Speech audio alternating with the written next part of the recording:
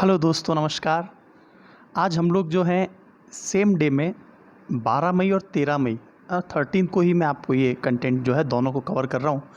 और इसी तरह से आपको डेली 14 मई का 14 को ही मैं प्रोवाइड करा दूँगा। और इसके साथ ही आप जो है चैनल को शेयर करना ना भूलें, सब्सक्राइब करना ना भूलें, अपने दोस्तों में ज़रूर शेयर करें। तो सबसे पहले मैं इस पेंडेमिक महामारी के चलते कुछ पॉजिटिव न्यूज़ के बारे में डिस्कशन कर लेता हूँ। और आज जो है कुछ स्टैटिक सेक्शन भी होगा, कुछ जो है कितने एयरपोर्ट्स हैं, इंपॉर्टेंट एयरपोर्ट जो हमेशा एग्ज़ाम में क्वेश्चंस आते हैं, और कुछ स्टैटिक जीके के अलावा कुछ पॉजिटिव न्यूज़ और बहुत ही अच्छा कलेक्शन जो है आज वो आपको मैं आपके साथ लेकर आ रहा हूँ। तो देखिए, हम लोग सबसे पहले तो बात कर लेते हैं कि जो बहुत पॉजिटिव न्यूज़ है वो ये है कि मोदी साहब ने जो है 12 मई को 8 बजे जो घोषणा की थी उसमें 10% जो भारत का जीडीपी है, वर्तमान में भारत का जीडीपी जो चल रहा है वो 203 लाख करोड़ का चल रहा है। मैं अगेन रिपीट कर देता हूँ, 203 लाख करोड़ का। तो लगभग इसका जो है 10% कितना हो गया, वो 20 हो गया। और इसीलिए 20 लाख करोड़ का 10% भारत की कुल जीडीपी का यह जो है एक पैकेज के रूप में इन्होंने अलग से निकाला है। देखना ये होगा कि भारत, देखो, जो बजट होता है तो बजट में जो पूरे साल में हमारी इनकम होती है उसी में से क्या है, बजटरी एलोकेशन होता है अलग अलग योजनाओं पे, स्कीम्स पे। तो देखना ये होगा कि कुछ स्कीम्स को कंपनसेट किया जाएगा, स्कीम्स को रद्द किया जाएगा और उसमें से पैसा निकाला जाएगा, या ये बिल्कुल सेपरेट बजट होगा, सेपरेट जो एलोकेशन होगा। ये बहुत इंपॉर्टेंट है, देखने लायक ये बात रहेगी, क्योंकि आने वाले साल में सरकार की कमाई जो है वो बहुत ही कम होने वाली है ना। और राज्यों को भी सरकार के पास पैसा देने को नहीं है। तो और भारत का जो इस प्रकार का ये जो रिलीफ पैकेज है ये बहुत ज़्यादा जो है अमेरिका में भी 10% का ही उन्होंने जो है ना ये राहत दी है। तो ये पॉइंट आपको क्लियर हो गया होगा। एक तो प्रधानमंत्री साहब ने जो घोषणा की थी और 12 मई को राष्ट्र को संबोधित किया था 8 बजे। और लॉकडाउन 4 की बात की है, ये बिल्कुल अलग होगा। देखने लायक होगा कि 18 तारीख तक से पहले पहले ये क्या घोषणा करी जाएगी हमारी केंद्र सरकार के द्वारा। और उन्होंने ये भी बताया कि कोरोना वायरस लंबे समय तक जीवन का हिस्सा बना रहेगा। ऐसा भी हो सकता है कि दिसंबर 2021, मैं 20 नहीं बोल रहा हूँ, 2021 तक हमारे साथ ये बना रहेगा, क्योंकि 2 या 3 दिन में अब जो है 3-3 दिन के अंदर 10-10 हज़ार केस का सर्ज हो रहा है। तो देखिए, ये तो अब होना ही है, तो इसीलिए हमको बहुत ज़्यादा बचाव रखने होंगे। N95 मास्क भारत में बन रहे हैं, PPE किट भारत में बन रहे हैं। तो हमें अब जब भी बाहर निकलना है तो बड़ा सचेत होकर निकलना है, क्योंकि ऐसा नहीं है कि आज हमारे शहर में, आज हमारे गांव में नहीं है तो केसेस भविष्य में ज़रूर आएंगे। तो हमें बहुत ही सावधानी से रहना है और हाथों को ज़रूर धोना है। ये बार बार, ये तो आदत में आ जाना चाहिए जब भी हम कभी बाहर निकल रहे हैं। और बाहर निकलते समय हम कभी भी नाक पे हाथ रखना, मुंह पे हाथ रखना, आँखों पे हाथ रखना, ये कम से कम करना होगा। और बाहर के जितने भी सरफेसेस हैं, है ना, जैसे मान लीजिए आप बैंक के काउंटर पे गए तो वहाँ के सरफेस से दूर रहना है आपको, है ना। और जो भी आप हैंडल पकड़ते हैं, गेट का एंट्री हैंडल वगैरह, तो वहाँ सबसे ज़्यादा प्रॉन है, सबसे ज़्यादा प्रॉब्लम हो सकती है। तो देखिए, राष्ट्र को संबोधित करने के बाद में जो है ना आगे नए नियम लागू हो जाएंगे। राहत पैकेज की आवश्यकता इसलिए थी क्योंकि देश का इकोनॉमिक चक्र पूरी तरह से टूट गया था। गरीबों के पास कुछ भी नहीं बचा है, जो डेली वेजेस पे काम करते थे, रोज़ के सामान को, है ना, रोज़ उनको पेमेंट मिलता था, पर डे काम करते थे मज़दूर लोग, तो उनके साथ पैसे की बड़ी दिक्कत किल्लत आ रही थी। तो इससे पहले इन्होंने 500 रुपये सभी अकाउंट में देकर ये कोशिश की थी, क्या किया जाए, इन्होंने टेस्ट कर लिया था। अब जो है ये हो सकता है 5,000, 10,000, 20,000 ये जो BPL है, जो गरीब लोग हैं, उनके अकाउंट में डायरेक्टली डालें। तो यह राहत पैकेज इस तरह से होगा। तो आपको ये बात समझ में आ गई होगी। तो लॉकडाउन 4 फिर शुरू होगा, ये बिल्कुल श्योर है ना, सो फार, है ना। तो इकोनॉमिक एक्टिविटीज़ इतनी तेज़ी से प्रॉस्पर नहीं कर पाएगी जैसा हम आज भी सोच रहे हैं। देखिए, इसके बाद में हम लोग एक और इम्पॉर्टेंट बात पर बात करते हैं। देखिए, ये लेडी कौन है आपको देख के पता होना चाहिए वैसे, हुई शी, ये सौम्या स्वामीनाथन है। Soumya Swaminathan World Health Organization की डेप्यूटी है ये, मतलब है ना, सेकंड चीफ साइंटिस्ट है यहाँ पे, और सेकंड इन कमांड है, दूसरे नंबर के, है ना, टेड्रोस के बाद में, तो वर्ल्ड हेल्थ ऑर्गेनाइजेशन। तो और ये Soumya Swaminathan is the daughter of MS Swaminathan, जिन्होंने भारत में हरित क्रांति लाई थी ना, नॉर्मन बोरलॉग के साथ मिलके, है ना। तो देखिए सौम्या स्वामीनाथन जो हैं ये बोल रही हैं कि भारत ने बहुत अच्छा परफॉर्मेंस किया है। WHO चीफ साइंटिस्ट प्रेज, उन्होंने तारीफ की है इंडिया की for keeping corona virus cases death very लो। देखो आपको हो सकता है इंग्लिश में मिल रहा है, हिंदी में भी, दोनों तरह से मैंने कंटेंट आपको प्रोवाइड करता हूँ और कंटेंट को बड़ा ईजी और सिंप्लीफाइड कर देता हूँ कि भाई आपकी लैंग्वेज जो हिंदी में कंफर्टेबल है तो आपको वो आसानी से समझ में आ जाए। तो chief scientist Soumya Swaminathan commended का मतलब तारीफ की India for keeping corona virus cases death very low as compare to other countries, दूसरे कंट्री की तुलना में भारत में केसेस बहुत कम है कोविड-19 के और डेथ रेट भी बहुत कम है। तो ये बहुत अच्छी बात है भारत के लिए ना, जबकि वैक्सीन वगैरह कुछ भी नहीं है फिर भी क्या है इंडिया में डेथ रेट बहुत कम है क्योंकि भारत ने लॉकडाउन को बहुत सही समय पर, भारत में सर्ज होने से बहुत सही समय पर लागू कर दिया था। तो ये पॉइंट आपको एक क्लियर हो गया होगा, है ना। तो आज जो है हम लोग दोनों सेक्शन को एक साथ डिस्कस कर लेंगे, है ना। तो दोनों ही सेक्शन को हम लोग एक साथ डिस्कस कर लेंगे, 12 मई और 13 मई के सेक्शन को। तो जो प्रश्नों के आंसर हमारे बहुत अच्छे स्टूडेंट्स कंपाइल करते हैं उन स्टूडेंट्स के आंसर्स पर भी डिस्कस कर लेते हैं। मैंने आपसे प्रश्न पूछा था 61वां आर्टिकल, तो ये महाभियोग से रिलेटेड है, इम्पीचमेंट ऑफ द प्रेसिडेंट, जिसमें यदि प्रेसिडेंट कुछ भी काम गलत करता है तो 2/3 मेजॉरिटी के साथ में दोनों जो है हमारे सदन से, लोकसभा और राज्यसभा से, है ना, उसे हटाने का प्रावधान है राष्ट्रपति को, है ना। तो ये पॉइंट आपको एक क्लियर हो गया होगा। सेकंड पॉइंट है आर्टिकल 72 जो है क्षमादान करने के लिए दंडादेश का निलंबन खत्म करना, परिहार, लघुकरण कम करना, कम्यूट करना, ये सभी शक्ति जो है ना राष्ट्रपति के पास है। मैंने आपसे क्वेश्चन पूछा था इकोसिस्टम जो है ये किसने सबसे पहली बार यूज़ किया, 1866 में जर्मन वैज्ञानिक अर्नेस्ट हैकल। यदि आप चाहें तो मेरे एनवायरनमेंट की इकोलॉजी के जो है सेक्शन है, 3 लेक्चर्स मैंने डाले हुए हैं, आगे भी मैं पोस्ट करता रहूँगा, तो वहाँ पर आप एनवायरनमेंट के सेक्शन देख सकते हैं, है ना। अब देखिए जनरल मॉर्फोलॉजी, ये कुछ देयर ऑर्गेनिज्म है ना, जनरल मॉर्फोलॉजी देयर ऑर्गेनिज्म, ये इनकी पुस्तक है। और फीफा फुटबॉल वर्ल्ड कप जो है वो 2022 में, है ना, कतर में होगा। ये बात मैंने आपसे पूछी थी 21 नवंबर से लेकर 18 दिसंबर तक। और आपको ध्यान होगा कि जो भारत के दूसरे सबसे अमीर व्यक्ति हैं राधा कृष्णन दमानी, तो आपने कुछ बड़े शहरों में डी मार्ट, एक बहुत बड़ा जो है एक वेयर हाउस टाइप का होता है जहाँ पर है ना सभी प्रकार के खाद्य सामग्री से लेकर सभी चीज़ मिलती है। तो डी मार्ट कंपनी ना, डी मार्ट आप यदि जयपुर में है तो जयपुर में भी डी मार्ट मैंने देखा हुआ है। तो इस तरह से डी मार्ट जो है ना बड़े बड़े शहरों में डी मार्ट है और ये राधा कृष्णन दमानी, है ना, इनका है।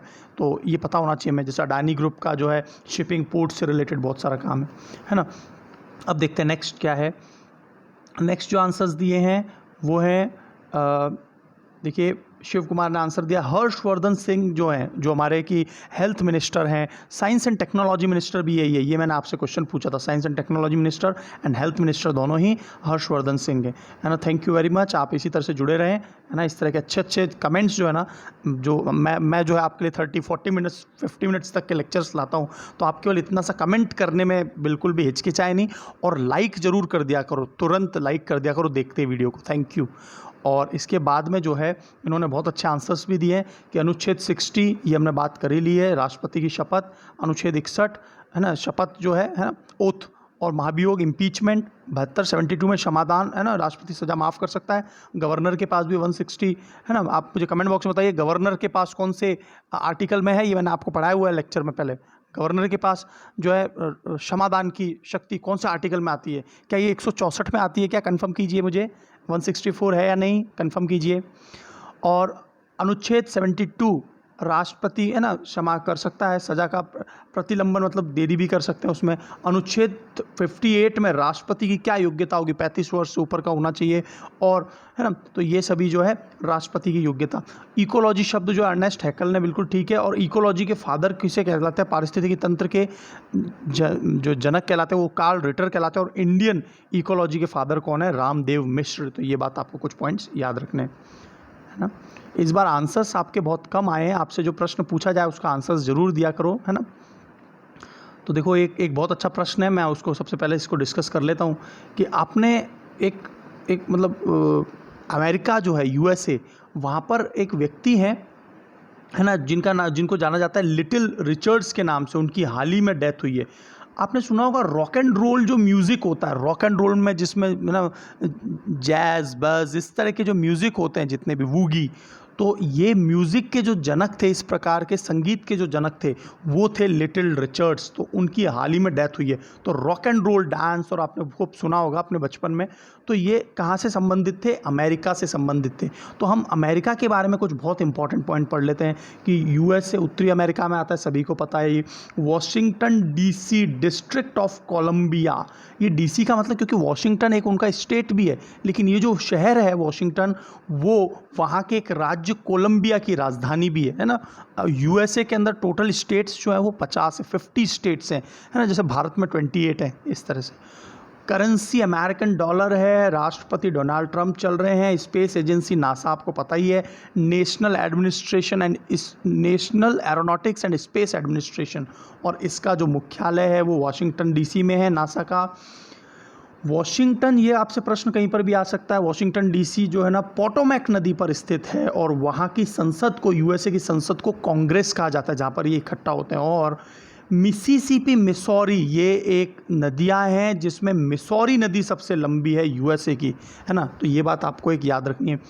और हमने जो है ना रिवर वैली प्रोजेक्ट, जो दामोदर घाटी परियोजना सबसे पहले जो ली थी, जिसे जवाहरलाल नेहरू ने जो है ना मंदिरों का है ना दर्जा दिया था जिन्हें, है ना, कि वो भारत के मंदिर है ना, जो मल्टीपर्पज़ प्रोजेक्ट है, बहुउद्देशीय परियोजना। और पहली बहुउद्देशीय परियोजना कौन सी थी भारत में? दामोदर घाटी परियोजना। तो दामोदर घाटी परियोजना का जो कॉन्सेप्ट लिया गया था वो यूएसए की ही एक नदी थी, टेनीसी रिवर प्रोजेक्ट, टेनीसी, तो वो भी अमेरिका से ही लिया गया था। इस तरह के प्रश्न एग्जाम में कई बार आए हैं, तो आपको ये बहुत सारे पॉइंट्स जो अमेरिका से रिलेटेड कवर हो गए होंगे, है ना। पोटोमैक नदी, और न्यूयॉर्क को द बिग एप्पल कहते हैं। और यूएसए का एक प्रांत है, एक राज्य है जिसका नाम है कैलिफोर्निया, उस अकेले राज्य का जो जीडीपी है वो भारत के जीडीपी से ज़्यादा 3 ट्रिलियन का है, जबकि भारत का लगभग कितना पहुंच रहा है अभी? 2.9 ट्रिलियन डॉलर, है ना। तो 3 और 2.9 का मतलब थोड़ा सा कम है, तो भारत का कम है। वहीं महाराष्ट्र अकेले का जीडीपी पूरे पाकिस्तान के जीडीपी से ज़्यादा है ना। तो भारत में सबसे ज़्यादा जीडीपी किसका है? तो याद रखना, राज्यों के मामले में तो महाराष्ट्र का जीडीपी सबसे ज़्यादा है। हम लोग कुछ करंट अफेयर्स पे बात कर लेते हैं, और बहुत सारे स्टैटिक सेक्शन पे भी बात करेंगे। और मेरी रिक्वेस्ट है कि आप अंत तक देखना, अभी आपको बहुत सारे इंपॉर्टेंट सेक्शंस पे बात करूंगा, है ना। हम लोग हमेशा ये डिस्कस करते रहेंगे कि रुपया किस किस की करेंसी है, फिर हम कभी बात करेंगे दिनार किस किस की करेंसी। तो इस तरह के डेली क्या है, मैं कुछ एडिशनल सेक्शन भी इसी करंट अफेयर के साथ मैं ऐड कर दूंगा, ताकि आपको, है ना, मिसलेनियस क्वेश्चन, स्टैटिक जी के और ज्योग्राफी पॉलिटी के भी चीज़ों को लिंक करते हुए पढ़ेंगे, ताकि आपका बहुत ही समग्र ज्ञान, इंक्लूसिव नॉलेज की तरफ हम चले जाएं, है ना। तो देखिए 12 और 13 मई पर बात कर लेते हैं हम लोग। तो आपने सुना होगा कि 1980 में पूरा विश्व जो है वो चेचक से उन्मूलित हो गया था, रूट आउट कर दिया था हमने, एबॉलिशमेंट कर दिया था चेचक का, जिसको स्मॉल पॉक्स कहते हैं। आप मुझे कमेंट बॉक्स में बताइए, मैंने आपको साइंस के लेक्चर्स में पढ़ाया भी है कि चेचक जो है, चेचक का जो वायरस है ना, वो कौन सा होता है? चेचक का वायरस होता है या जीवाणु होता है, पहले तो ये बताइए। और उसके बाद में ये भी बताइए कि कौन सा जो है किसके कारण ये होता है ना, इसका पैथोजेन कौन है ना। तो देखिए 1980 का मतलब आज 2020 हो गया, इसका मतलब क्या हुआ? 40वीं वर्षगांठ के स्मारक एक टिकट निकाला है। तो किन्होंने निकाला है? यूनाइटेड नेशन और WHO ने। तो आप मुझे UN का और WHO का मुख्यालय और उनके हेड कौन चल रहे हैं, ये आप मुझे नाम बताइए, है ना। तो इस तरह से आपको बीच बीच में क्वेश्चंस के आंसर्स भी बताने। आपने ये सुना होगा, देखो एक तो है नाथुला पास, नाथुला पास भी सिक्किम में है, ये नाकुला पास है। नाकुला पास में ना भारतीय चीनी की जो सैनिक टुकड़ी है वो भिड़ गए, और उनमें चोटें भी आई। भारत के 3-4 सैनिक को और चाइना के लगभग 10-12 सैनिक को बहुत ज़्यादा चोटें आई। एक बात याद रखना, चाइना जो है ना पिछले दिनों में, चूंकि कोविड-19 के चलते दुनिया में इमेज ख़राब हो रही है, तो ऐसा ना हो जाए कि भारत भी जो है, अमेरिका, एक आपको मैं एक कॉन्सेप्ट बताता हूँ, 5I, एक 5 देशों का समूह है जिनका नाम है 5I, EYE, 5 आँखें। और ये 5 आँखों में कौन कौन से देश आते हैं? तो याद रखना, एक तो USA, एक ऑस्ट्रेलिया, एक कनाडा जिसकी राजधानी क्या है? ओटावा, न्यूजीलैंड और इंग्लैंड, UK।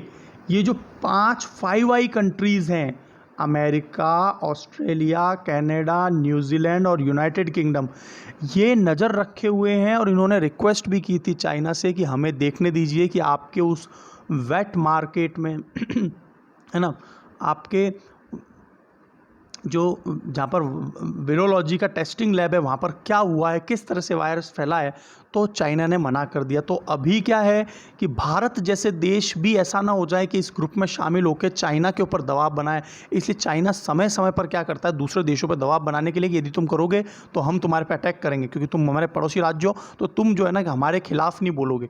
तो इस तरह की जो घटनाएं है ना वो देखने को आ रही है, और इसीलिए ये दबाव बनाना चाह रहा है चाइना भारत के ऊपर, है ना। तो इस तरह से पिछले दिनों में ये चीज़ नहीं आ रही थी, है ना। हमने पिछले दिनों में देखा था जब भूटान के ऊपर इन्होंने अटैक किया था, तो हमने कुछ जो है ना, हमने पूरी अपनी बटालियन, और उन्होंने भी अपनी बटालियन आर्म फोर्सेस को है ना डिप्लॉय कर दिया था बॉर्डर पे, मैकमोहन लाइन वगैरह पे।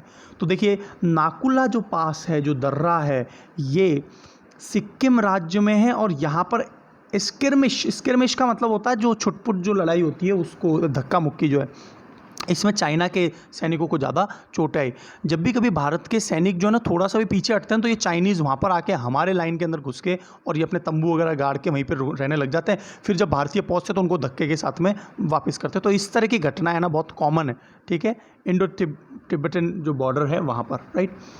ये पॉइंट्स हम कई बार डिस्कस कर चुके हैं कि भारत के जो पाँच जो है ना देशों को, जो हिंद महासागर के देश हैं, उनको मदद कर रहा है, जिनमें मेडागास्कर की राजधानी बताइए, कॉमोरोस इसकी राजधानी बताइए, सेशेल्स की राजधानी बताइए मुझे, मॉरिशस की राजधानी बताइए, और मालदीव की राजधानी मुझे बताइए। तो ये पांचों देशों को जो है ना मिशन सागर के माध्यम से भारत मदद कर रहा है, और उनको चिकित्सीय सामग्री, तो ये हम पहले भी डिस्कस कर चुके हैं। मैं 2-3 बार इसलिए डिस्कस कर देता हूं ताकि आपको क्या है, इस तरह के प्रश्न परमानेंट हो जाएं, है ना। जैसे ऑपरेशन वेनिला आपको समझ में आ गया होगा हमेशा की तरह, है ना, लास्ट लेक्चर में हमने डिस्कस किया है। ऑपरेशन कैक्टस क्या था, ऑपरेशन ब्लू स्टार क्या था, तो इस तरह के क्या है ऑपरेशंस आपको पता होने चाहिए, कई बार एग्जाम में ये पूछे जाते हैं।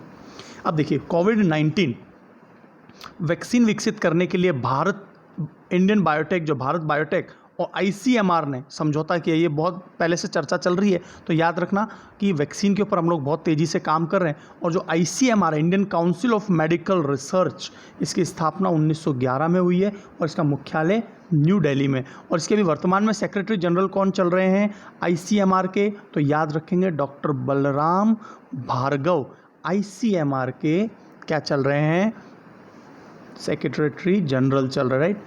अभी पिछले दिनों में जो स्टार्टअप इंडिया का मतलब है स्टार्टअप इंडिया, आप मुझे कमेंट बॉक्स में बताइए कि स्टार्टअप इंडिया और स्टैंड अप इंडिया में क्या अंतर है, दोनों की शुरुआत कब हुई, इन दोनों में बेसिक अंतर क्या है। दोनों ही स्कीम्स हैं, है ना, नरेंद्र मोदी की जो गवर्नमेंट आती है 2014 के बाद, तो इन दोनों को स्टार्टअप और स्टैंड अप इंडिया को है ना कुछ महीनों के बाद लॉन्च किया जाता है। तो आप मुझे बताइए दोनों में अंतर क्या है, और कौन से दिन दोनों को लॉन्च किया गया। तो विजेताओं को पुरस्कार दिए किनको, जो पशुपालन ग्रैंड चैलेंज है। पशुपालन बहुत इंपॉर्टेंट है क्योंकि ये एग्रीकल्चर का ही भाग है ना, भारतीय एग्रीकल्चर का भाग है। तो केंद्रीय पशुपालन, डेयरी और मत्स्य पालन मंत्री गिरिराज सिंह ने स्टार्टअप इंडिया पशुपालन ग्रैंड चैलेंज विजेताओं को पुरस्कार से नवाजा है ना। गिरिराज सिंह जी जो है वर्तमान में इसके क्या चल रहे हैं, मंत्री चल रहे हैं, राइट। आपसे ये प्रश्न पूछा जा सकता है कि करमवीर पदक जो है वो मध्य प्रदेश राज्य सरकार ने निकाला, और वहाँ पर जो पुलिसकर्मी 30 दिनों से लगातार अपनी सेवाएं दी जिन्होंने, क्योंकि 30 दिन के बाद उनका अल्टरनेट प्लान होता है, क्योंकि क्या है कि किसी एक व्यक्ति को कुछ हो जाए तो क्वारंटाइन में रखना होता है। जैसे मैं एक एग्जाम्पल बताता हूँ, मेरे जो ब्रदर हैं वो भी जो है गवर्नमेंट में, तो उनको भी ऐसा कहा जाता है कि 14 दिन तो आप 14 डेज़ तो सर्विस कीजिए, फिर 14 डेज़ क्वारंटाइन रहिए, 14 डेज़ सर्विस कीजिए। तो बहुत ही ज़्यादा सिक्योरिटी एहतियातन के साथ में हमारे जो गवर्नमेंट के एम्प्लॉयज़ हैं ना उन पर भी ये ध्यान दिया जा रहा है। अल्टरनेट प्लान करा हुआ है कि कभी ये फिर कभी ये, इस तरह से क्या हो कि किसी एक व्यक्ति को है ना कोरोना का इफेक्ट ना हो जाए। तो इसलिए सरकार इस पर पूरी एहतियात बरत रही है। कोरोना वायरस के कारण एक इतिहासकार की मृत्यु हुई, भारत के इतिहासकार की। पिछले दिनों में एक लोकपाल जो थे, आप मुझे कमेंट बॉक्स में बताइए हाल ही में किस लोकपाल जो है की मृत्यु हुई, और वो एक हाई कोर्ट के चीफ जस्टिस भी रह चुके थे। तो कोविड-19 के चलते उनकी मृत्यु, उनका नाम बताइए, आपको क्वेश्चन पूछा जा सकता है, क्योंकि कोविड-19 के चलते जो हमारे बहुत बड़े अधिकारी और बहुत बड़े तबके के जो व्यक्ति मर रहे हैं उनके बारे में, जो एक्सपायर हो रहे हैं उनके बारे में जरूर एग्जाम में क्वेश्चन आ सकता है। तो शंकर वासुदेवन ये बहुत अच्छे एक हिस्टोरियन रहे हैं, और इनके कोरोना वायरस के चलते इनकी मृत्यु हो गई। ये एक दवा बहुत फेमस हो रही है आजकल, और इससे पहले हाइड्रोक्सीक्लोरोक्विन जिसका उत्पादन केवल भारत ही करता है।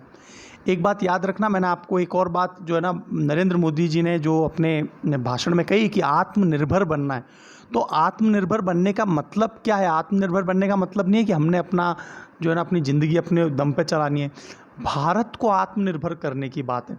जैसे भारत जो हाइड्रोक्लोरोक्विन जो बनाता है, तो उसके जो मेन कंटेंट आते हैं ना, जो उसके मेन पदार्थ आते हैं, जो रॉ मटेरियल आता है, वो हम सबको चाइना से इंपोर्ट करते हैं।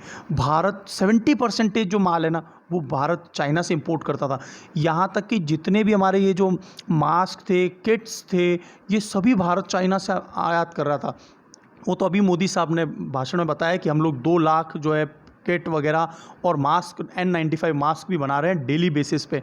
तो ये बहुत अच्छी बात है। लेकिन पहले हम लोग जो है पूरी तरह से निर्भर थे चीन पे, और भविष्य में यदि चीन के इसी तरह की सप्लाई रही और हमारे को कोई ऐसी ही समस्या आ गई, तो हमें जो है ना अपने क्षेत्र में, अपने भारत में उत्पादन करने में बड़ी समस्या आ जाएगी, जैसे पिछले दिनों में आई। तो इसीलिए मोदी साहब आत्मनिर्भर होने की बात कर रहे हैं। कल को हमारा यूट्यूब होना चाहिए अपना स्वयं का, फेसबुक हमारा अपना होना चाहिए।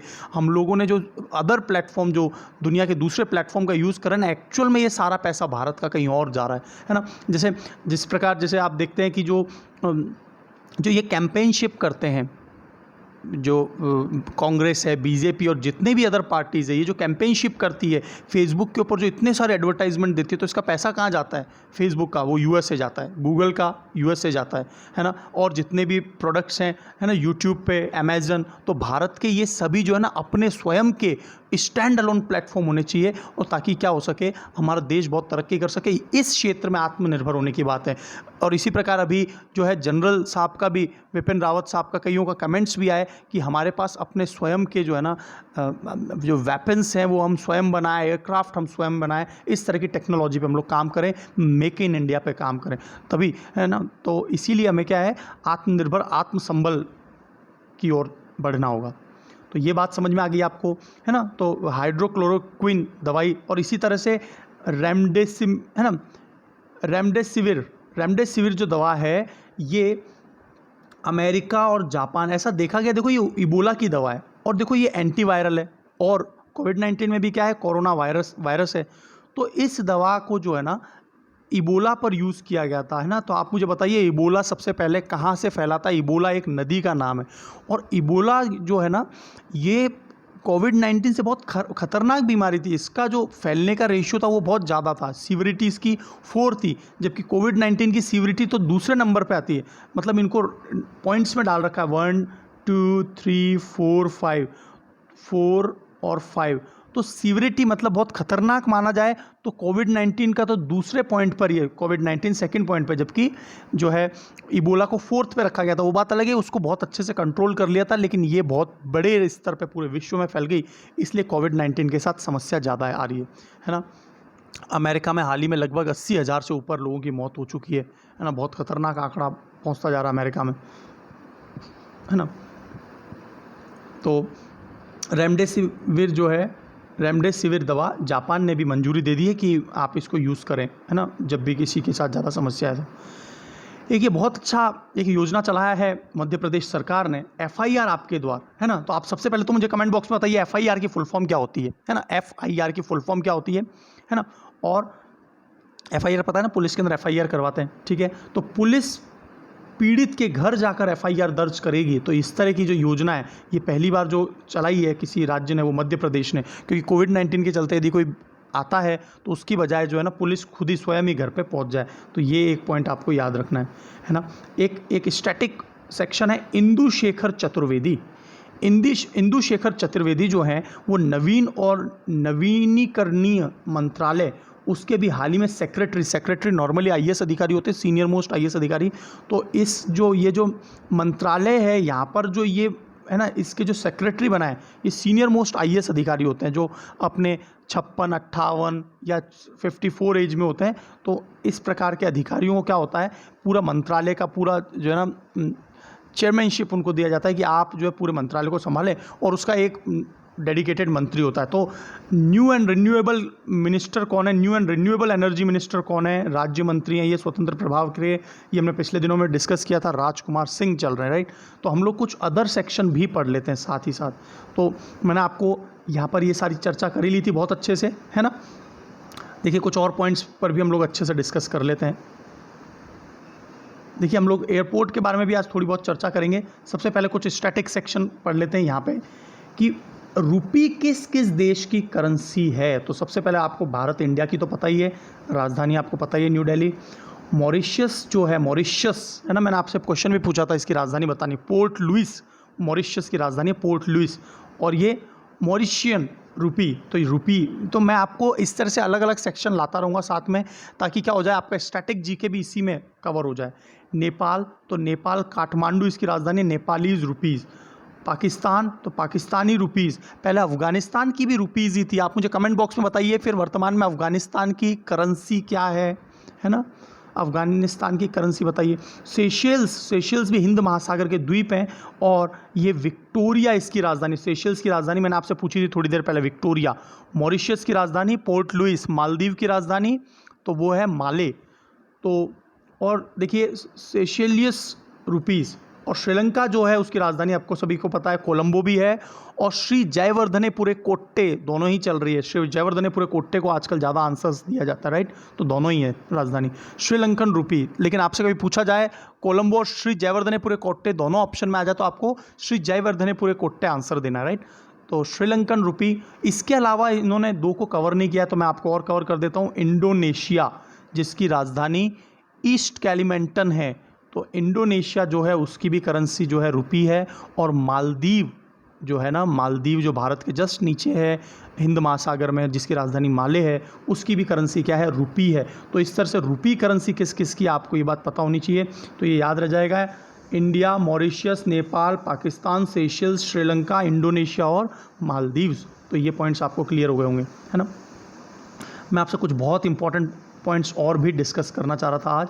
तो सबसे पहले तो देखिए आपको सबसे ऊपर जो सेकंड पॉइंट दिख रहा है ना, सेकंड पॉइंट मतलब जो है ना, तो सबसे पहले तो मैं आपको एक बताता हूँ कि वीर सावरकर जो एयरपोर्ट है वो कहाँ पर स्थित है।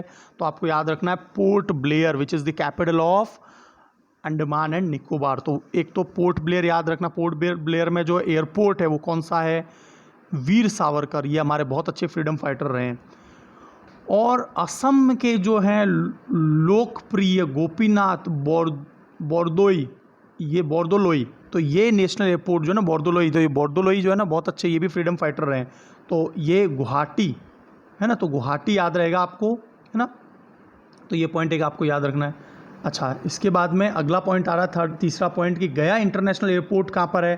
तो ये आपको आंसर बताना है। गया बिहार में, तो गया ही नाम है इसका, है ना, गया, जहाँ पे भगवान बुद्ध से संबंधित है। अच्छा, आपने सुना होगा कि एक लोकनायक, आपसे कभी भी प्रश्न आ सकता है, लोकनायक जयप्रकाश नारायण। आपने जेपी आंदोलन के बारे में ज़रूर सुना होगा। इंदिरा गांधी ने जब जो है, इंदिरा गांधी जी ने जब पूरे देश में ऑटोक्रेसी ला दी थी, है ना, तानाशाही स्टार्ट हो गई थी, तब जयप्रकाश नारायण ने सबसे बड़े आंदोलन को जन्म दिया था, जिसमें अकेले उनके संबोधन में 10 लाख से ऊपर लोग इकट्ठा हुए थे। अब तक का सबसे ज़्यादा हाईएस्ट रिकॉर्ड है ये कि इतने लोग एक जगह इकट्ठा हुए हो। तो जयप्रकाश आंदोलन, जेपी आंदोलन की लहर बहुत तेज़ी से फैली थी। और उसके बाद जो है ना कांग्रेस की सत्ता, पहली बार जो है ना कांग्रेस की सत्ता चली गई थी। तो लोकनायक जयप्रकाश इंटरनेशनल एयरपोर्ट कहाँ पर लोकेटेड है, पटना बिहार में, है ना। इंदिरा गांधी आईजीआई तो आपको सभी को पता है न्यू दिल्ली में, है ना। डबलिम जो है ये बहुत इंपॉर्टेंट है, गोवा के अंदर, ये पोर्ट याद रखना। कांडला पोर्ट, तो कांडला गुजरात में है, ये आपको पता है। कांडला जो है एक सेज स्पेशल इकोनॉमिक जोन भी है।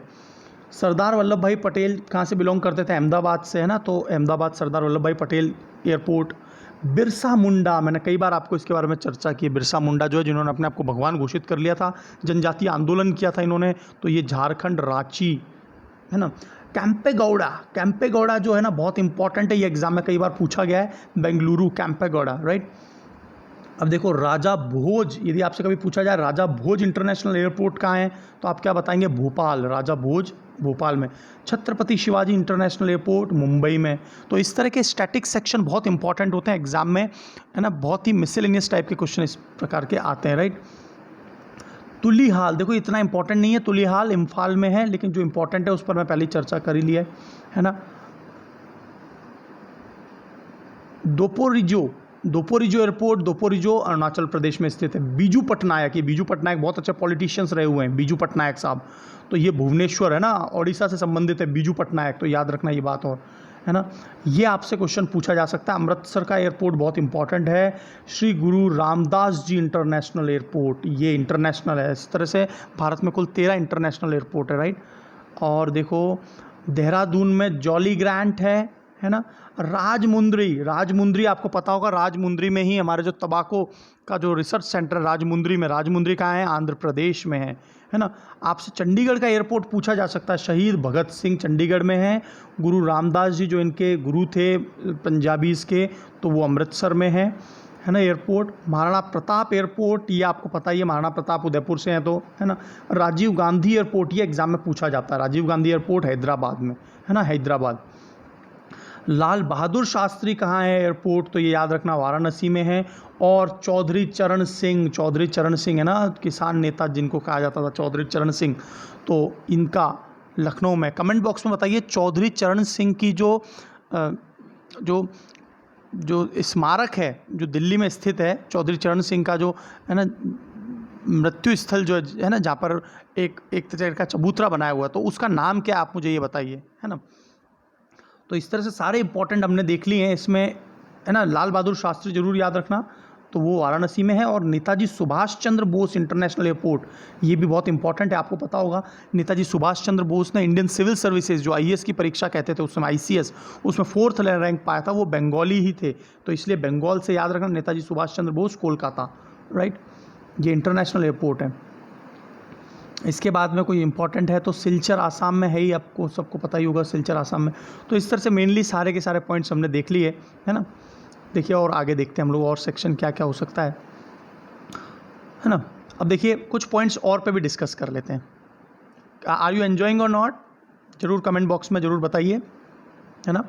अच्छा, पिछले दिनों में आपने देखा होगा डीआरडीओ ने क्या किया था, डीआरडीओ ने अपने अल्ट्रा वायलेट रेज का सैनिटाइज़र निकाला था, तो उससे किस किस को सैनिटाइज किया जा सकता है।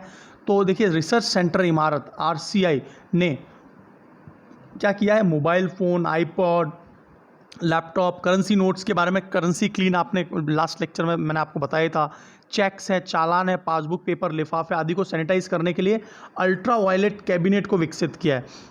तो जब भी नोट आएंगे तो सबसे पहले उनको क्या है, अल्ट्रा वायलेट कैबिनेट में डाला जाएगा, ताकि अल्ट्रा वायलेट से क्या हो, उन विकिरणों से क्या है, ये जो वायरसेज है उनको नष्ट किया जा सके। तो ये पॉइंट आपको एक समझ में आ गया होगा, है ना। ये हम बार बार डिस्कस कर रहे हैं और ये बहुत इंपॉर्टेंट पॉइंट भी है कि अंतर्राष्ट्रीय नर्स दिवस जो है वो 2020 का थीम क्या था, nursing the world to health. ये पॉइंट आपको एग्जाम में पूछा जा सकता है, nursing the world to health, जो 12 मई को जो अंतर्राष्ट्रीय दिवस मनाया जाता है नर्सेस का, फ्लोरेंस नाइटिंगेल जो है उनके जन्म दिवस पर, है ना। पहली बार जो है नर्स दिवस कब मनाया गया, 1965 में मनाया गया। तो ये बात एक आपको याद रखनी है। हमने थोड़ी देर पहले पढ़ा था एक नाकुला पास है जहाँ पर जो है ना भारत और चाइना के सैनिकों की आपस में झड़पें हुई है। तो सिक्किम राज्य के बारे में कुछ पॉइंट्स पढ़ लेते हैं कि इसकी स्थापना कब हुई है। आपको याद आ रहा होगा रेफरेंडम के माध्यम से स्थापना हुई थी, और जो है यहाँ पर वोट डले थे कि सिक्किम भारत में शामिल होना चाहता है या चाइना में शामिल होना चाहता है। फाइनली सिक्किम ने जो है ना 98% वोट के मत के साथ में बोला कि हम भारत में ज्वाइन करना चाहते हैं, क्योंकि चाइना के बारे में जिस प्रकार उसकी एक्सपेंशनरी पॉलिसीज़ थी और तिब्बत के ऊपर उसने अपना कंट्रोल कर लिया था 49 के बाद से, तो सिक्किम कहीं पर भी किसी दबाव में नहीं रहना चाहता था। और भारत का सभी दुनिया के देशों को, राज्यों को पता है कि भारत बहुत ही लीनियंट, बहुत ही शांति प्रिय देश है ना। तो राजधानी जो है गंगटोक है। मुख्यमंत्री कौन चल रहे हैं वर्तमान में, प्रेम सिंह तमांग सिक्किम क्रांतिकारी मोर्चा के ये जो है मुख्यमंत्री हैं, ये प्रेम सिंह तमांग। सिक्किम राज्य एक ऐसा राज्य है जिसने है ना सबसे ज़्यादा यहाँ पर 1% वन जो है ना बहुत अच्छे से वन है यहाँ पर, और ये बहुत ही विशेष ध्यान रखते हैं। और जो है जो एग्रो फार्मिंग है यहाँ पर फर्टिलाइज़र्स का बिल्कुल भी प्रयोग नहीं किया जाता। गवर्नर कौन चल रहे हैं, गंगा प्रसाद जी। सिक्किम कितने पड़ोसी देशों से सीमा बनाता है, तो ये पूर्व साइड में तो भूटान, उत्तर में चीन और पश्चिम में नेपाल से सीमा बनाता है। और केवल एक राज्य है पड़ोसी राज्य इसका, और वो क्या है, पश्चिम बंगाल, है ना। आप मुझे क्या कमेंट बॉक्स में बता सकते हैं, आप जानते हैं what is chicken neck corridor? Chicken neck corridor क्या है, आप मुझे कमेंट बॉक्स में ज़रूर बताएंगे। सिक्किम के उच्च न्यायालय जो है वो गैंगटोक में स्थित है। याद रखना, कभी गलती से मत बता देना कि गुवाहाटी में इसका उच्च न्यायालय है। गुवाहाटी में जो है रिमेनिंग जो 7 सिस्टर्स हैं उन सभी का उच्च न्यायालय वहाँ पर है। मुख्य न्यायाधीश कौन चल रहे हैं गैंगटोक में? अरूप कुमार गोस्वामी। लोकसभा सीट 1, बहुत ही छोटा राज्य है ये, है ना। वर्तमान में इसमें 3 जिले हो गए, पहले 2 ही जिले थे, अब 3 जिले हैं यहाँ पे डिस्ट्रिक्ट। राज्यसभा 1 सीट है और विधानसभा सीटें कुल 32 हैं, राइट। तो ये कुछ हमको सिक्किम राज्य के बारे में पता होना चाहिए। प्रेम सिंह तमांग जो है, और ये यहाँ के मुख्यमंत्री, और गवर्नर गंगा प्रसाद जी चल रहे हैं, राइट। इसके अतिरिक्त हम कुछ इम्पॉर्टेंट पॉइंट्स और भी पढ़ लेते हैं, है ना, कि चैंपियंस जो पोर्टल है वो स्मॉल एंड मीडियम एंटरप्राइजेस जो है, स्मॉल एंड मीडियम एंटरप्राइजेस, तो उसको वैश्विक उच्च क्षमता, देखो हमारे जो लघु और सूक्ष्म जो उद्योग हैं वो पूरी तरह से बहुत ज़्यादा बिल्कुल ध्वस्त हो गए हैं, क्योंकि सभी श्रमिक भी अपने अपने घर जा चुके हैं। तो है ना, इसकी उच्चतम गुणवत्ता और प्रशासनिक बाधाओं को हटाने के लिए चैंपियंस पोर्टल, ये सब पोर्टल इसलिए लाया जा रहा है क्योंकि कई सारी कंपनीज चाइना से निकलकर बाहर आना चाहती है। तो भारत जो देश है उनको एक तरह से एफडीआई को आकर्षित करना चाह रहा है और भारत के अंदर इन्वेस्टमेंट निवेश आ जाए। इसलिए हम लोग क्या कर रहे हैं, जो भी बैरियर्स हैं, डेडलॉक्स हैं हमारे कॉमर्स और इंडस्ट्रीज़ में, है ना, हम लोगों को बहुत ज़्यादा जो समय लगता है, हमारा जो रेड टेपिज़म है ना, लेट लतीफ़ी है ना, कई दिन लग जाते हैं हमको किसी भी एक कंपनी को रजिस्टर्ड करवाने में, है ना, बहुत सारा लेंदी एंड टार्डी प्रोसेस है। तो उस सभी को ख़त्म करने के लिए हम लोग चैंपियंस पोर्टल निकाल रहे हैं ताकि सिंगल डे क्लियरेंस वगैरह मिल सके, राइट। 12 मई को हमने बहुत अच्छे से डिस्कस कर लिया है। Nursing the world to the health, अंतर्राष्ट्रीय नर्स दिवस मनाया जाता है 12 मई को। WHO ने 2020 में अंतर्राष्ट्रीय दिवस के रूप में यह फ्लोरेंस नाइटिंगेल, हमने बहुत अच्छे से डिस्कस कर ही लिया है। ये आपको मैंने बहुत दिन पहले एक बहुत अच्छे से कंटेंट पढ़ाया था। फेड कप हार्ट पुरस्कार जीतकर कीर्तिमान रचने वाली, फेड कप हार्ट पुरस्कार किसने जीत लिया है? उस समय तो नॉमिनेट हुई थी सानिया मिर्जा ने, फाइनली इसको जीत भी लिया, राइट। चीन का जो कृत्रिम द्वीप है के निर्माण की चर्चा में रहे फैदू फिनोल्हू, ये पॉइंट ये याद रखना, बहुत अच्छा क्वेश्चन हो सकता है। फैदू फिनोल्यू, ये जो द्वीप है वो किस देश के अधीन है? और ये कृत्रिम द्वीप का निर्माण कर रहा है चीन। तो ये मालदीव भारत का एक अच्छा मित्र राष्ट्र बना हुआ है आजकल, लेकिन चीन भी जो है ना हिंद महासागर पर अपना नियंत्रण करने के लिए इनमें समय समय पर इन्वेस्टमेंट करता रहता है, निवेश करता रहता है। तो कृत्रिम द्वीप जो है फैदू फिनोल्हू, याद रखना है, चीन बना रहा है मालदीव में। तो ये पॉइंट एक याद रखना। आपने बहुत नाम सुना होगा कि उच्चतम न्यायालय के पुनर्विचार अधिकार चर्चा में सबरीमाला मंदिर जो कि केरला में स्थित है, यहाँ पर आपको पता होगा कि महिलाओं के प्रवेश के लिए रोक थी।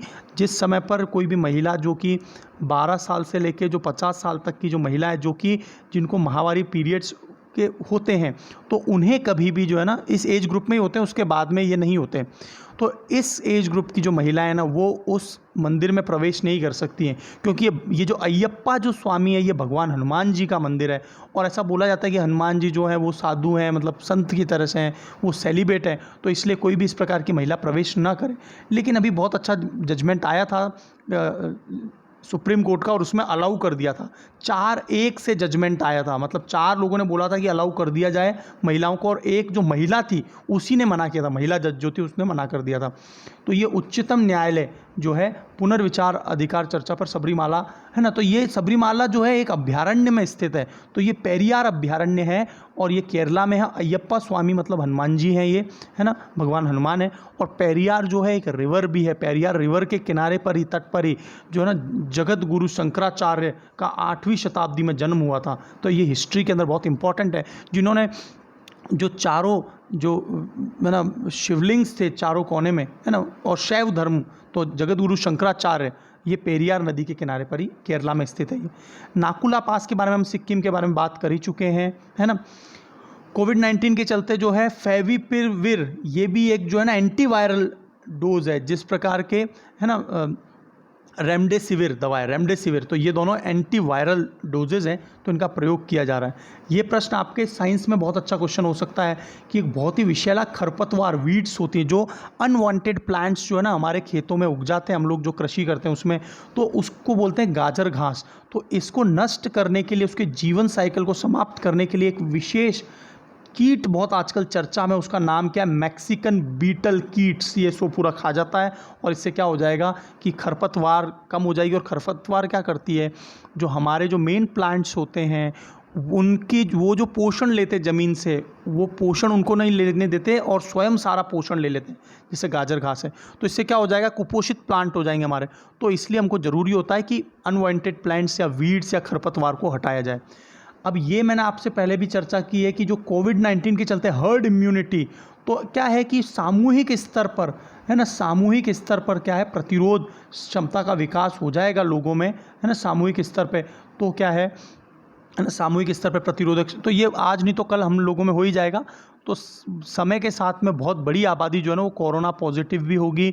और आप एक बात और याद रखें कि इस कोरोना बीमारी के चलते मान लीजिए यदि 10 लोगों को कोरोना हुआ है ना, उनमें से केवल एक ही व्यक्ति की मौत होगी, मतलब 10% के करीब लोगों की ही मौत हो रही है। 9 जो व्यक्ति हैं वो वापस से सकुशल घर आ जाएंगे।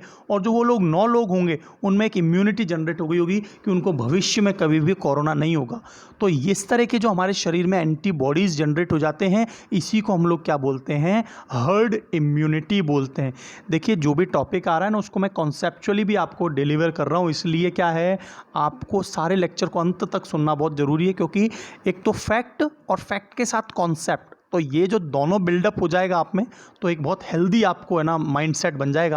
आप स्वयं भी आपो दीपो भव, स्वयं भी आप में ज्ञान प्राप्त हो जाएगा, है ना।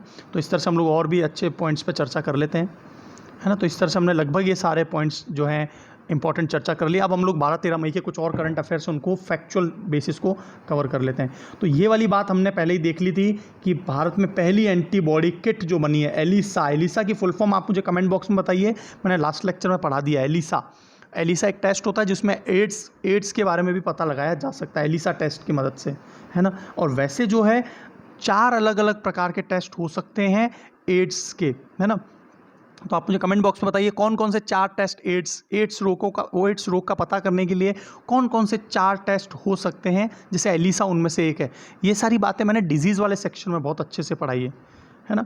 तो नेशनल इंस्टीट्यूट ऑफ वायरोलॉजी ये पुणे में स्थित है, कई बार आ गया ये पॉइंट, तो आप कभी भी नहीं भूलेंगे और ये एग्जाम में जरूर किसी न किसी पेपर में आएगा। तो ये टेस्ट किट्स हमने जो है ना बना लिया और अब हम लोग जो है ना इसका मास स्केल पे प्रोडक्शन करेंगे। Fear of the God book, fear of the God book जो है ये किसने लिखी है, यम देवरा चंद्रबदन ने fear of the God book लिखी है, अभी हाल ही में ये चर्चा में थी। अब देखिए defence research ultra violet sanitiser, मैं बता रहा था ना आपको कि नोट्स पे या चेक्स पे, है ना, जितने भी अलग अलग ये हैं सामान, तो इनको जो है ना अल्ट्रा वायलेट का एक कैबिनेट बना दिया जाएगा और उसमें क्या है इन नोट्स वगैरह को सैनिटाइज़ किया जा सकेगा, पराबैंगनी किरणों पे आधारित है। तो ये किसने बनाया, DRDO ने, defence research and development organisation ने। तो इसका नाम क्या है, ध्रुवस की फुल फॉर्म क्या है, defence research ultra violet sanitiser. तो ये आपको पॉइंट क्लियर हो गया होगा। हाल ही में इजराइल देश ने अपनी सड़क का नाम जो है ना रविंद्रनाथ टैगोर जी के नाम पे रखा और उसको नाम दिया टैगोर स्ट्रीट। तो ये इजराइल देश भारत का बहुत अच्छा मित्र है, उसने समय समय पर भारत की मदद की है। 1999 के युद्ध में भी इजराइल ने ही हमको जो है ना बहुत मदद करी थी, है ना। पाकिस्तान आर्मी जब जो है हमारी कई सारी चोटियों पर उन्होंने पकड़ बना ली थी, फाइनली इंडिया जीत गया था। तो अभी हाल ही में आपको पता है, मैंने लास्ट लेक्चर में डिस्कस किया था, 159th जयंती गई थी, है ना, रविंद्रनाथ टैगोर जी की। तो जो तेल अवीव है, देखो तेल अवीव इसकी मेन राजधानी है और जेरूशलम भी इन्होंने अपनी राजधानी घोषित की हुई है। तो दुनिया में जितनी भी एम्बेसीज हैं ना, जैसे भारत का जो दूतावास है और दुनिया के जितने भी दूतावास हैं वो सभी तेल अवीव में है। और जेरूशलम जो है ये एक कंट्रोवर्शियल राजधानी है इनकी। वहाँ पर क्या है, जो फ़िलिस्तीन जो है, फ़िलिस्तीन जो है इनका पड़ोसी देश है, वो भी क्या है जेरूशलम पे अपना मतलब है ना अपना आधिपत्य बताता है। तो जेरूशलम सारे के सारे, लेकिन जो दूतावास हैं वो तेल अवीव में। हाल ही में अमेरिका USA चर्चा में आया था कि उसने तेल अवीव से अपना जो दूतावास है उसको चेंज करके जेरूशलम में ला दिया और बहुत बड़ी कंट्रोवर्सी जनरेट हो गई होगी। आपने ज़रूर सुना होगा यदि आप करंट अफेयर रेगुलर कवर करते हैं तो तेल अवीव जो है इसकी राजधानी, याद रखना, इजराइल की टैगोर स्ट्रीट नाम दिया, इजराइल की राजधानी है तेल अवीव। जेरूशलम भी है, जेरूशलम है ना, है ये ना। और रूवेन रिवलिन यहाँ के राष्ट्रपति हैं और यहाँ की करेंसी न्यू शेकेल है। ये कई बार एग्जाम में पूछा हुआ है। मोसाद यहाँ की जो इंटेलिजेंस एजेंसी है। और इजराइल देश में हर महिलाओं को, फीमेल को 2 साल के लिए आर्मी की ट्रेनिंग लेना 2 साल सीवर रिगरस ट्रेनिंग, और पुरुषों को 3 साल की सीरियस ट्रेनिंग लेना बहुत ही आवश्यक है। इजराइल एक बहुत ही लड़ाकू देश है और बहुत ही टेक्नोलॉजी में हाईली एक्सपर्ट देश है। मुश्किल से 98 लाख पॉपुलेशन है और दुनिया में बहुत फेमस है ये देश, है ना। तो इस तरह के कुछ पॉइंट्स आप ज़रूर याद रखा करो, है ना। तो आगे चलते हैं। हाल ही में जो ईरान है, ईरान ने क्या करा, ईरान अपना युद्ध सैन्य अभ्यास, तो सैन्य अभ्यास कर रहा था। तो सैन्य अभ्यास के दौरान क्या है, जब भी मिसाइल वगैरह तो दागते हैं, टेस्टिंग होता रहता है, तो एक मिसाइल उसने अपने ही जहाज़ को उड़ा दिया। हाल ही में आपने सुना होगा ईरान ने कई इस तरह की मिसाइल को मिसफायर किया था और एक पूरे प्लेन को गिरा दिया था। और फिर अंतर्राष्ट्रीय स्तर पर ना इसकी मिसाइलें इतना नियंत्रण नहीं है, जबकि ईरान एक बहुत शक्तिशाली देश भी है, इसके पास बहुत सारी मिसाइल्स वगैरह भी हैं। तो ये बात याद रखना, हाल ही में किस देश ने अपने ही जहाज़ को उड़ा दिया अपनी ही मिसाइल से सैन्य अभ्यास के दौरान, तो ईरान आएगा, राइट। अब देखिए, आरोग्य संजीवनी हेल्थ इंश्योरेंस पॉलिसी लाई है, तो ये कौन लाया है, एसबीआई जनरल इंश्योरेंस ने लॉन्च किया है ना। तो एसबीआई के बारे में कुछ बातें पता होनी चाहिए। Arogya Sanjeevani health insurance SBI general insurance लाया है। 1 जुलाई 1955 को एसबीआई की स्थापना होती है। इसको जो है ना राष्ट्र को समर्पित कर दिया जाता है और इसका नेशनलाइजेशन, राष्ट्रीयकरण हो जाता है ना। और इससे पहले एसबीआई को इस इंपीरियल बैंक ऑफ इंडिया के नाम से जाना जाता था। इंपीरियल बैंक ऑफ इंडिया कब स्थापना हुई थी, 1921 में। और 1921 में bank of Bombay, bank of Madras और बैंक ऑफ कोलकाता, इन तीनों को मर्ज करके 1921 में इंपीरियल बैंक ऑफ इंडिया की स्थापना कर दी जाती है। फाइनली जब भारत आज़ाद होता है तो 1 जुलाई 1955 को एसबीआई बना दिया जाता है, राष्ट्रीयकृत कर दिया जाता है। ये सब हम लोग अर्थव्यवस्था, अर्थशास्त्र में पढ़ते हैं, राइट। और इस प्रकार वर्तमान में भारत का सबसे बड़ा जो बैंक है वो एसबीआई है। इंपीरियल बैंक ऑफ इंडिया इसका पहले नाम था, the banker to every bank, सभी बैंकों का बैंक है, ये बैंकर है, तो ये इसकी टैगलाइन है। और वर्तमान में इसके जो अध्यक्ष प्रेसिडेंट चल रहे हैं वो रजनीश कुमार चल रहे हैं। आप मुझे कमेंट बॉक्स में बताइए, क्या मैं ये जो लंबे इतने लेंदी लेक्चर्स लेता हूँ, मतलब 45-50 मिनट्स हो जाते हैं, तो आपका इंटरेस्ट बना रहता है या नहीं बना रहता है, ये ज़रूर कमेंट बॉक्स में बताइए, क्योंकि आपका इंटरेस्ट पर ही सब कुछ है। लेकिन जितना मैं, जैसे आज का जो सेक्शन है उसके पीछे एक रीज़न ये था कि मैंने 2 दिन के एक साथ कवर कर दिए, तो is it interesting for you. और आगे से जो है ना पर डे का मैं सेक्शन लाता रहूँगा। और आज मैंने 13 मई का कवर कर दिया, कल 14 मई का आ जाएगा करंट अफेयर। तो इस तरह से आप जुड़े रहें। रिमेनिंग सेक्शंस भी जो हैं आपके प्लेलिस्ट में अपडेट होते रहेंगे। पिछले दिनों में कुछ व्यस्तता के चलते मैं ये नहीं कर पाया। सो आप लोग ज़रूर शेयर करें, साथियों को ज़रूर इसके बारे में चर्चा करें। Wish you all the best, God bless you all.